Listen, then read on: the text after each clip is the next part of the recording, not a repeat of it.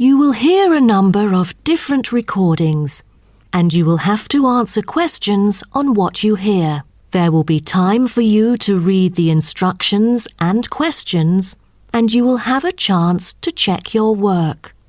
All the recordings will be played once only. The test is in 4 sections. At the end of the test, you will be given 10 minutes to transfer your answers to an answer sheet. Now turn to Section 1. Section 1. You will hear a conversation between a printing company employee and a customer. First, you have some time to look at questions 1 to 5.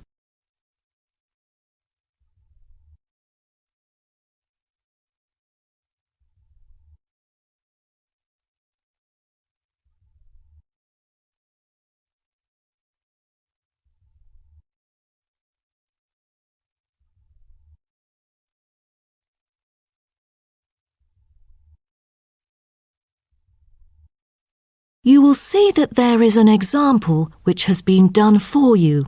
On this occasion only, the conversation relating to this will be played first. Good afternoon. Welcome to Matrix Printing. I'm John Smith. How can I help you? Good afternoon. I'm here to reprint a brochure for our hotel. There are some pages that need revising. The customer says the brochure sample needs revising.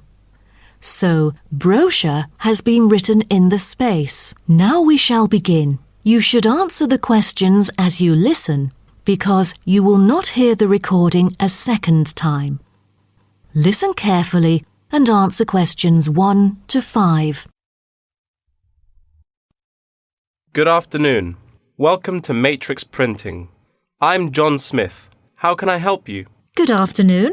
I'm here to reprint a brochure for our hotel. There are some pages that need revising. Sure. How may I address you? Oh, I'm Mary Jane from Central Hotel Chains. Nice to meet you. I've got samples of the previous version. I assume it is your company's advertising brochure. Yes. What exactly is the problem?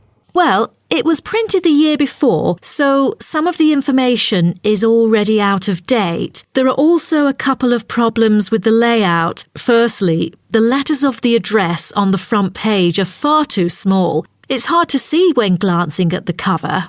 How big do you need it to be? Increase the letters by 3 font sizes. Just a minute. Let me take notes of your requirements.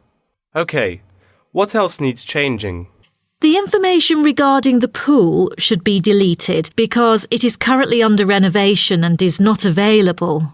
So, all of the relevant descriptions on page 2 should be removed? What do we replace it with? We can't just leave the whole page blank. Just fill it in with the introduction of our newly opened gym. I've included all the relevant information here in this flash drive. Let me check. I see. No problem then. What is also bothering us is that the description under the top photos on page 4 is incorrect. The word lounge needs to be replaced with reception. Fully noted. Is that all? No, there is more. Turn to page 5. We feel that showing merely the picture of our exterior and interior decoration does not fully represent the appeal of our hotel. On second thought, we've decided to use a picture with the view of the hotel. Do you have the original copy of the picture? Yes, it is also enclosed in the flash drive. Okay, we'll re-edit the whole layout of the photos. Great. Before you hear the rest of the conversation, you have some time to look at questions 6 to 10.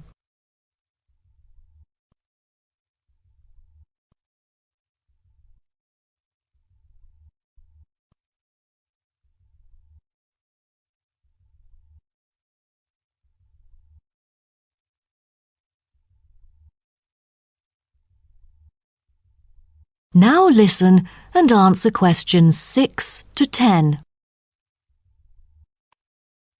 Let's turn to the next page. Yes. What's wrong with that? It seems perfectly fine to me. At first sight, it seems fine, but according to the feedback of the customers, the prices do not stand out. So, we want to change the print from black to red to make it pop out. Okay, I've made notes of all of your requests. Is there anything else? I appreciate it. Just one final request. Could you translate the whole brochure into Spanish? We have customers worldwide, you know, especially those from Latin countries. No problem. What about other languages, like Japanese, Chinese, or German? These are our most popular target languages. I have to ask the manager about the Chinese version. There's been a surging number of Chinese clients during recent years. However, we don't need German or Japanese translations, as we currently don't have many customers from those two countries. Sure. Just keep me updated. So, roughly, when could we get the revised print? We need it before the end of July. It's late June now. Roughly, it'll take 3 weeks to re-edit. So it will definitely be ready before the deadline. Great. To where shall we send the samples? The address is number 9 Green Drive, Clifton, NY 21300. How do you spell Clifton? CLIFFTON, Clifton. And the telephone number? It's 9030366602. Also, if you have any further questions, you can reach me through this number. Okay. That is the end of section 1. You now have half a minute to check your answers.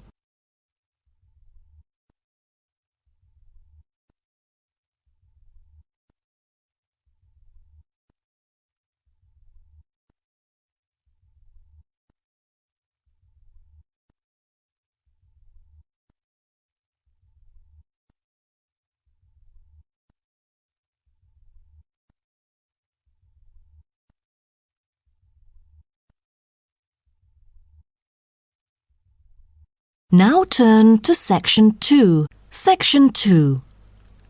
You will hear a guide talking to a group of visitors about a national park. First, you have some time to look at questions 11 to 16.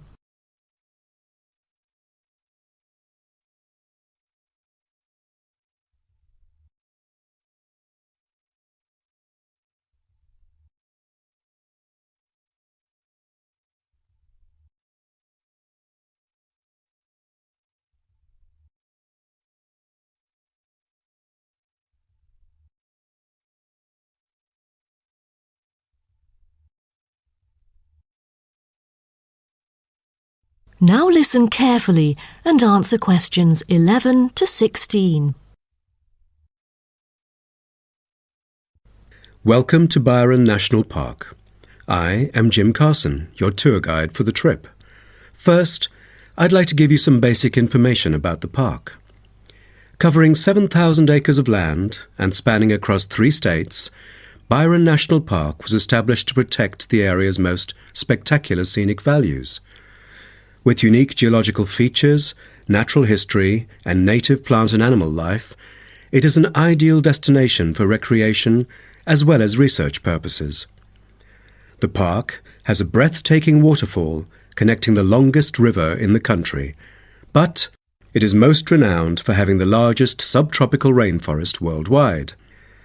There are many layers of tall, medium, and low vegetation growing with seasonal variations in the park. It is a place where the air seems green. Ardent hikers can find an awesome array of options here. Apart from the dense green rainforest, tourists can also hike along the mountain trail. Despite the stunning view, taking photos is not advised on the way up, I'm afraid, as one might get distracted and the narrow trail by the sheer cliff is quite dangerous. When you reach the top of the mountain, there is nothing better than having a picnic under the trees with your family. Accompanied mostly by wildlife, walkers as well as cyclists may find the bush track a good choice for having a tranquil time to themselves. As your tour guide, I suggest that only expert hikers take the creek circuit, because its beautiful and inspiring scenery through the subtropical jungle is paralleled by its physical challenges. A list of transport is available within the park. Bicycles are a popular choice, as it is the most flexible way to get around. Electric trams are temporarily closed for maintenance. Boat trips down the river are an ideal way to spend a tranquil afternoon. Rest assured that transport within the park is covered in the bill. Extreme sports is another highlight of the park. There are, for adventurous grown-ups, especially those who are comfortable with having a racing heart, scary as it may sound, it is actually safe to participate in extreme sports under strict instructions and close supervision. Abseiling is available regardless of the weather. It is a fun way to overcome fear of heights, gain new skills, and get an adrenaline rush. Bungee jumping and paragliding are also available, except for during the summer. At this point, you might worry about meals here. Well, even though there is only one restaurant in the park at the moment, the variety of dishes is astonishing. There are 2 meals included in the price. Just get your meal ticket at the reception before dining. Also, there is no need to make reservations or worry about availability, since there are plenty of tables. Before you hear the rest of the talk, you have some time to look at questions 17 to 20.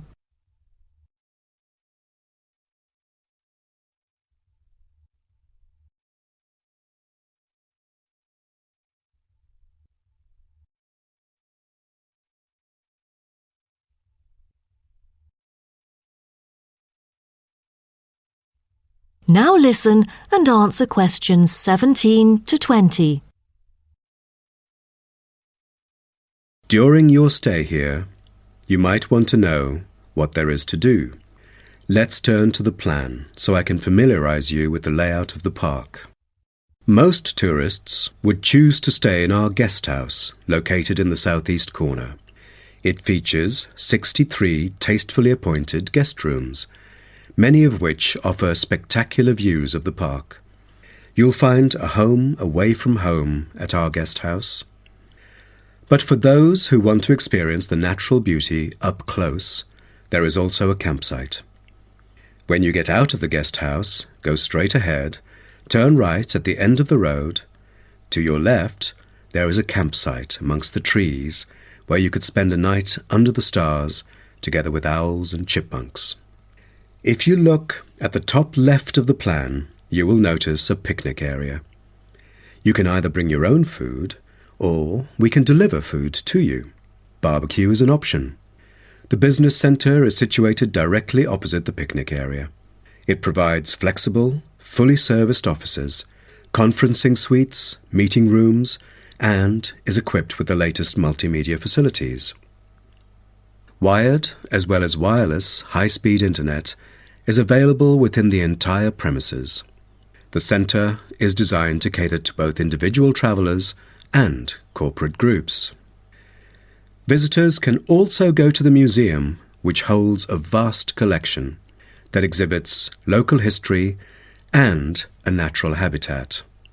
You start from the guest house, just turn left at the first conjunction, then walk past the tea house. Turn right. You'll see the museum after making the third right. Have you found it? Pretty easy, right?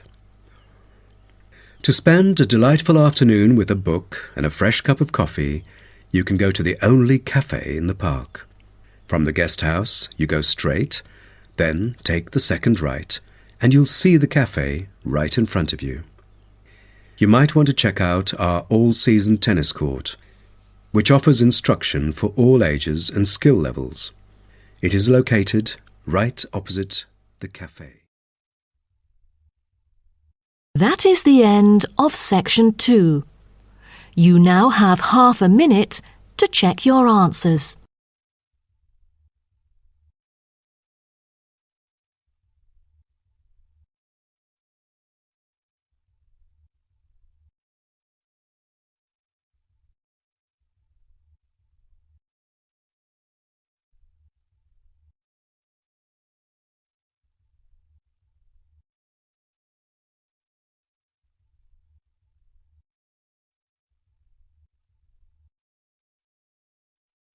Now turn to Section 3. Section 3. You will hear two students called Helen and Paul talking to their tutor about a nursing course. First, you have some time to look at questions 21 to 24.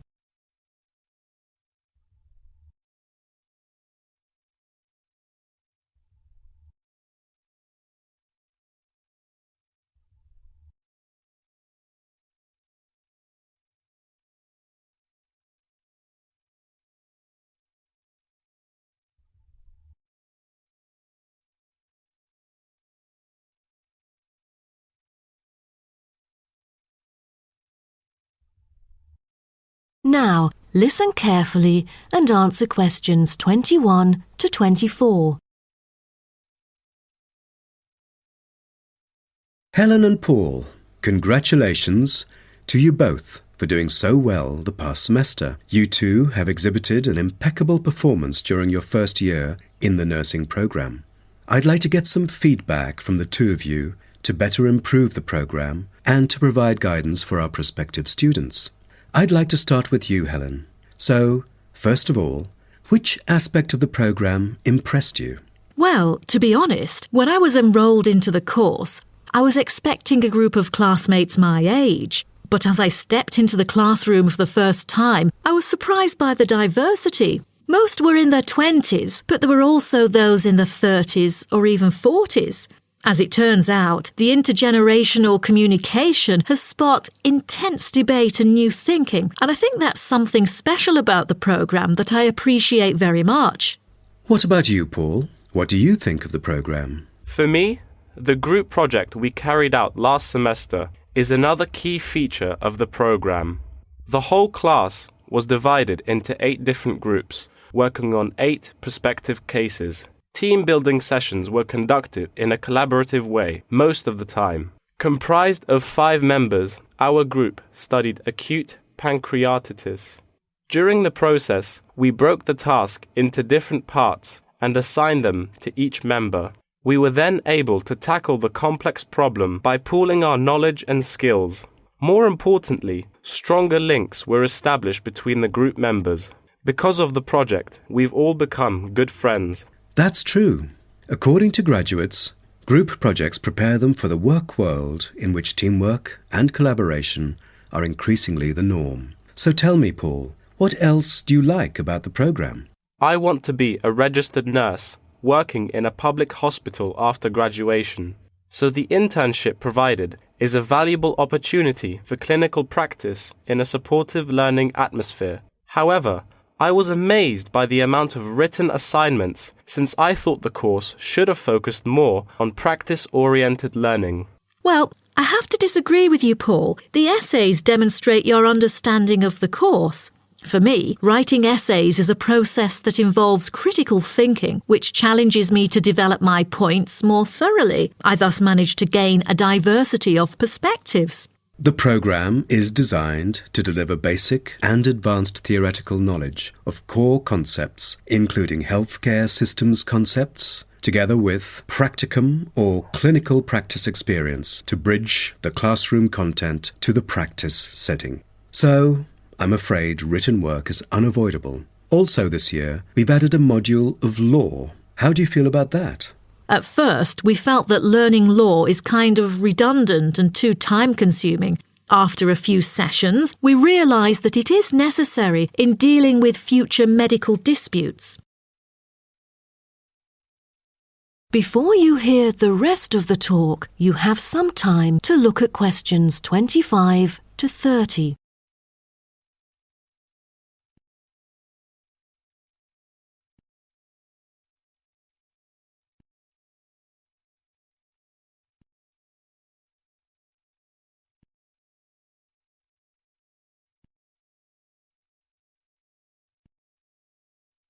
Now, listen and answer questions 25 to 30.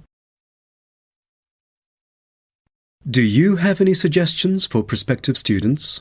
What bothers me most is handing in essays on time. I almost missed the deadline once because there were 3 essays due within the same week, so rationalizing your time is critical. Well, that's true. The lectures deliver so much useful information. I have poor memory, so I kept making notes and revisiting them on a regular basis. To my surprise, at the end of the semester, I have learnt the key concepts by heart. How was the research? I heard that it was quite challenging. How did you manage to overcome the difficulties? That's true. The majority of us had no clue how to carry out the research at first. Fortunately, when I was digging up reference materials at the library, I sought help from the librarian. She taught me about finding the appropriate resources and choosing the proper research methods. Have you checked out the online forum? Yes, it has become a habit for me to visit the forum regularly. In a sense, it extends classroom learning.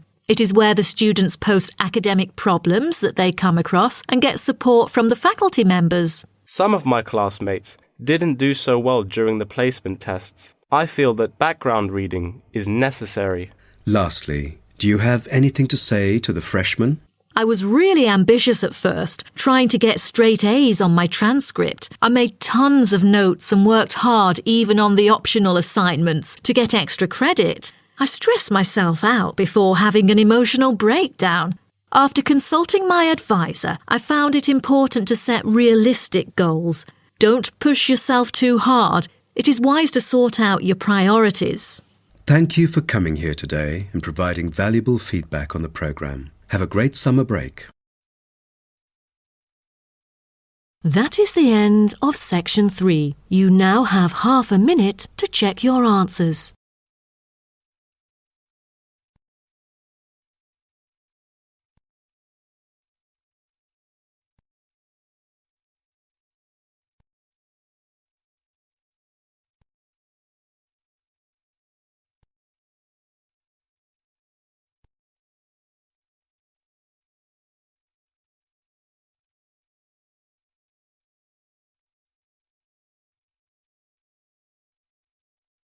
Now turn to section 4. Section 4. You will hear part of a lecture about African penguins. First, you have some time to look at questions 31 to 40.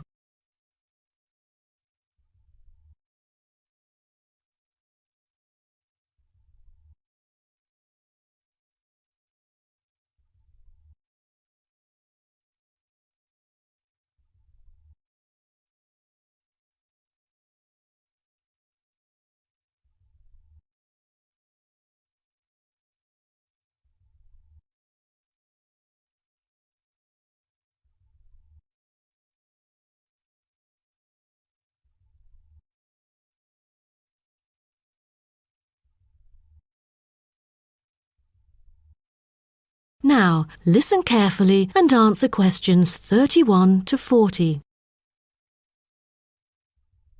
Good morning, everyone. Today's lecture is about a type of adorable animal, the penguin. When you think of penguins, you may picture them surrounded by snow and ice. But not all penguins live where it's cold.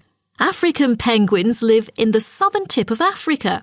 They are usually found within 40 kilometres of the shore and on a number of its surrounding islands. African penguins are also known as jackass penguins because they make donkey-like braying sounds to communicate. African penguins can keep their body temperature at a stable level, but their land habitat can get quite warm, so there are a number of ways for them to stay cool. They limit their daylight movements on breeding sites on land to early mornings and early evenings to avoid too much sun. The pink glands above their eyes can help them cope with the temperate climates. Like other penguins, African penguins spend most of the day feeding in the ocean, which also helps keep them cool. Being a type of small to medium-sized penguin species, African penguins average about 60 centimetres tall and weigh up to 3.6 kilograms. They have a black stripe and a pattern of unique black spots on their chest. Males are larger than females and have larger beaks. Even though they are categorised as birds, African penguins aren't able to fly because of their heavy bones. Their wings are more like flippers that make them particularly suited for life in the water. When they're on land, their flippers and their tails help them keep their balance and walk upright. African penguins begin to breed at the average age of 4. When a male and female pair up, they tend to breed together for the rest of their lives. Most other penguins nest and lay their eggs out in the open, but African penguins have a different approach. They dig holes under bushes out of their own excrement, called guano, so they are sheltered from the sun and predators. The African penguins survive on a diet that is comprised mainly of marine organisms. They feed primarily on fish like sardines, along with the occasional squid and shellfish. But when normal food is in short supply, they eat tree roots as well. The streamlined body of the African penguin allows it to move through the water like a rocket, capable of reaching a speed of around 20 kilometers per hour when hunting for food.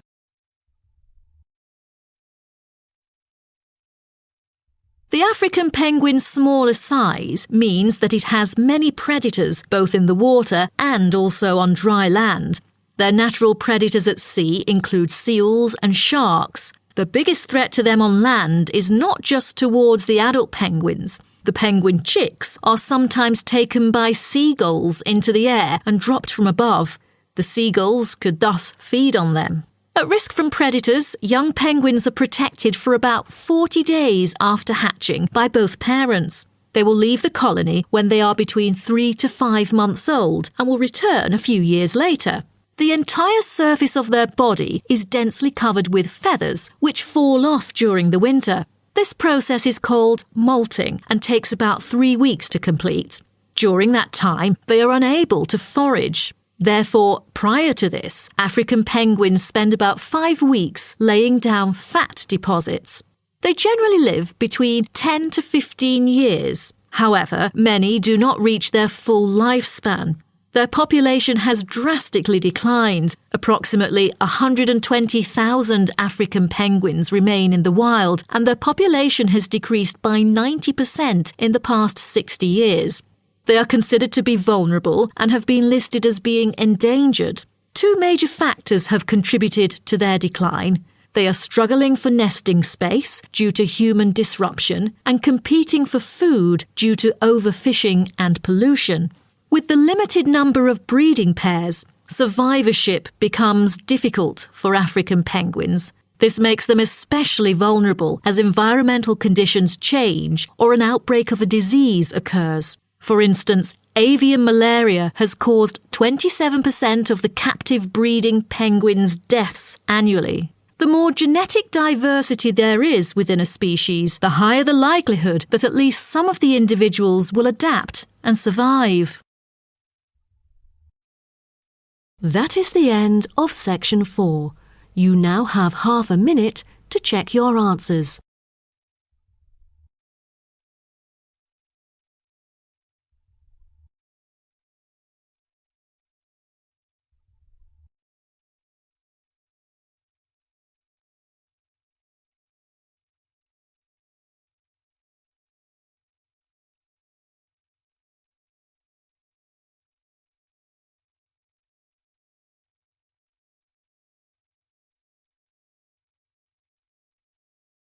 That is the end of the listening test. In the Ielts test, you will now have 10 minutes to transfer your answers to an answer sheet.